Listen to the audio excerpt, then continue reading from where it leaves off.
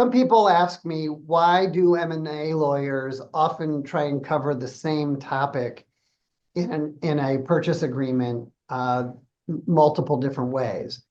And by this, we often refer to that as having belts and suspenders.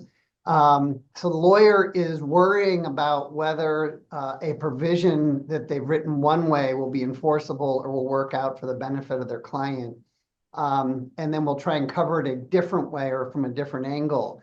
A good example of this came up recently for me, where we had a provision that provided for a working capital adjustment following the closing of the transaction. And the buyer had to submit, its estimate or its final version of the numbers within a certain time period after closing, and then that would adjust the purchase price.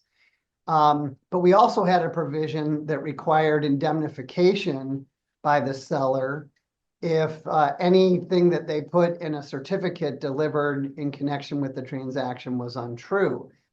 And we had the typical carve out for no double counting, which of course is fair. You can't bring under both provisions. That wouldn't make a lot of sense.